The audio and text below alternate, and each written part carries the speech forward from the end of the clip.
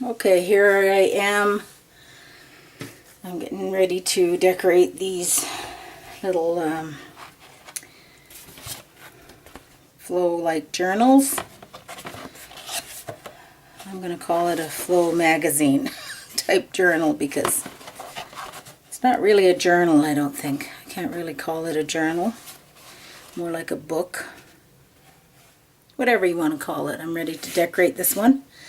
I have put it together, sanded the shiny off of the cereal box, and then I put a coating of gesso, reinforced the spine area. Excuse me. Just going to have a look over here a bit to show that I got out a spectrum of colors, just regular craft paint, and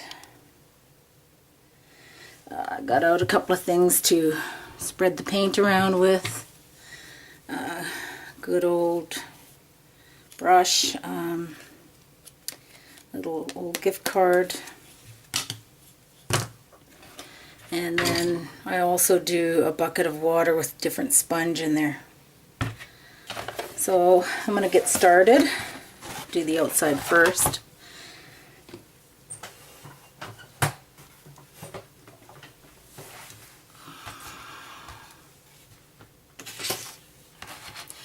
And I'll just go ahead with this and probably not talk through it because I just want to concentrate on getting that color down there.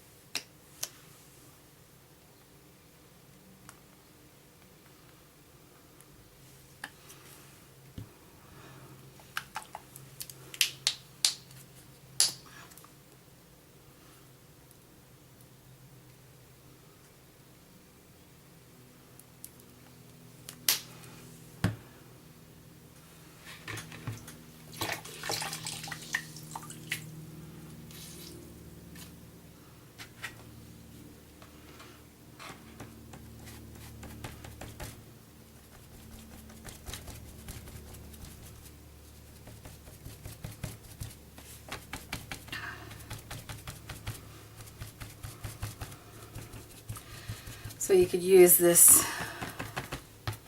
dabbing kind of a method here to get the paint spread out, and then just move from your light colors into like orange is closer to red than your green. So it can do it that way, and it kind of gives a kind of a soft mottled look to it, and just try to blend them like that.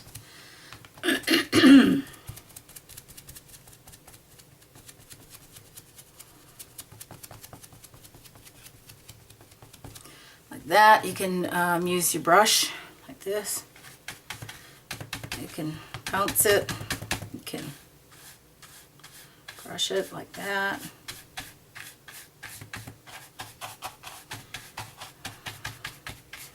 Just to get some different colors around all over.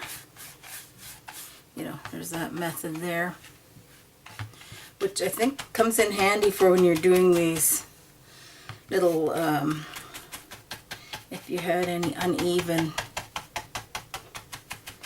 parts on your project. Brush, I don't like brush too much, I like that pouncing, I think, better.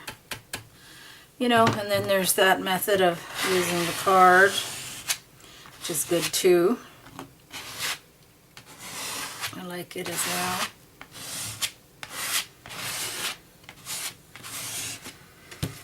And just try to leave room for some other colors. And then I notice that there's not a ton of green on there, so I'll add more of that spring green color.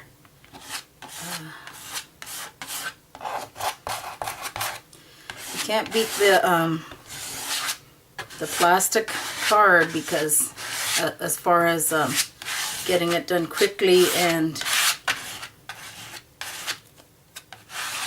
applying the paint thin.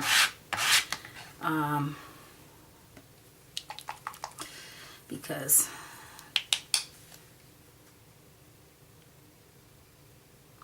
you apply it thin, then it dries faster. And then I don't want to get too many colors on there. Just try to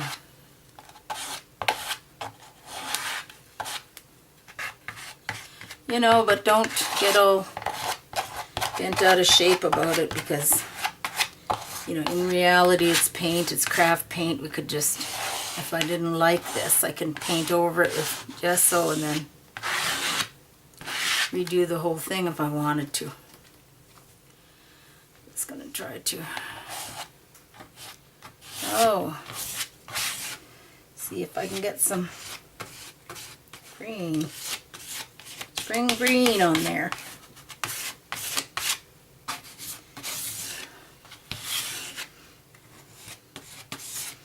I am getting some green on there, that's good. Don't want it to look like a massacre with all that red.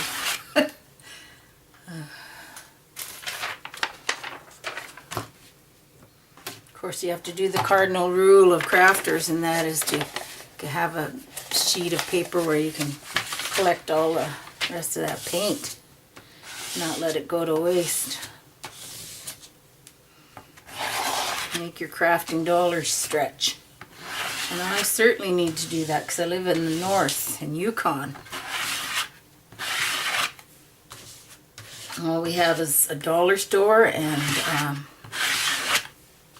we have a dollar store and a Walmart here. We have Staples. And then we have one other store in this town that offers art material, and it is pricey. So normally what we do is when we fly out to bigger cities like Vancouver or Edmonton, we usually have a list and we stock up there. Get to go to Michael's and those types of places. Okay. And see what I think about it, and I think I want some blue on there. I'm probably just going to go and mute this down with white afterwards, after it's dry anyway, so doesn't really matter. You just want to go easy because it's easy to turn it into a big conglomeration of just one color. Kind of don't really want that. That's where this dabbing comes in handy. I think you can keep those concentrations of a particular color into one section. And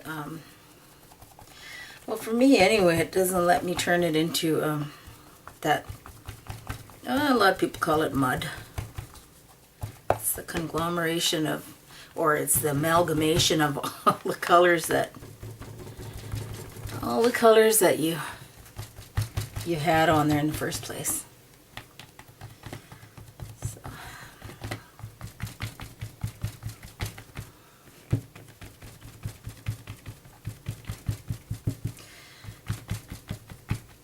Oops. Yes.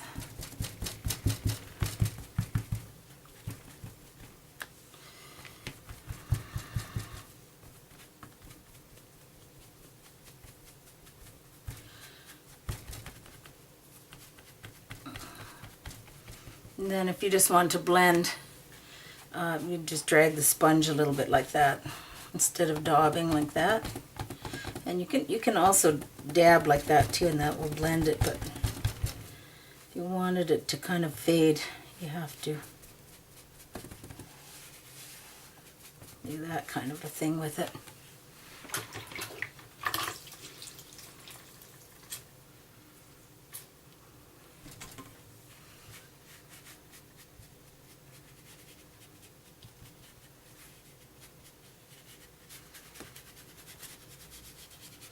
So I could fade that out, and I can, if I wanted to, I can just remove it right down like that.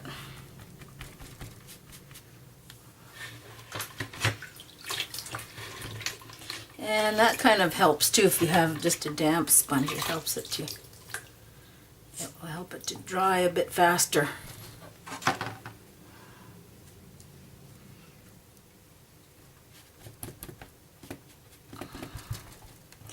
As long as the sponge is not all that wet, then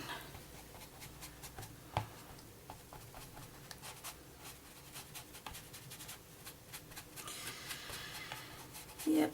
And this is good method for laying down a background, so you can use your mark making tools and that on there afterwards.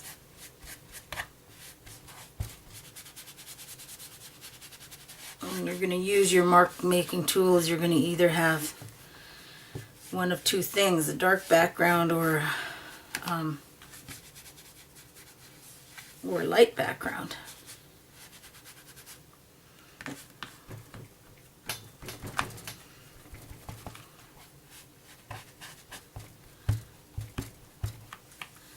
Okay, I think that is sufficiently smushed around. Nope, it isn't. I want more right here.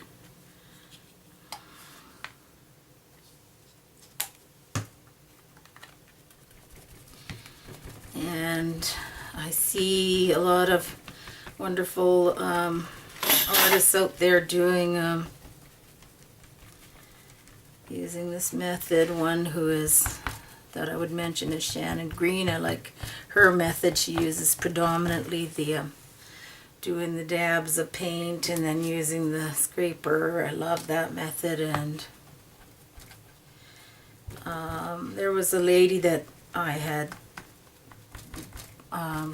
looked at her videos, and she was what was it, little canvases or something like that, ages ago. She went off the air, but kind of learned this method from her. And let's see, oh, I wanted to mention too, I wanted to be one of those ladies that says thanks to Jenny Belly for showing us how to take our cereal boxes and then reinforce them and, you know, use them like that. It was a boon for us, especially up here, for me anyway, because I can't really get a hold of a lot of the supplies that, you know, others can that live in a larger city or maybe live closer to someplace. Okay, so all the thank yous are out of the way. Just gonna, that's not awful wet or anything like that, so I can flip it around and do the other side. And just in the same fashion, I think I'll just go for that, and I won't film that, and I'll just come back.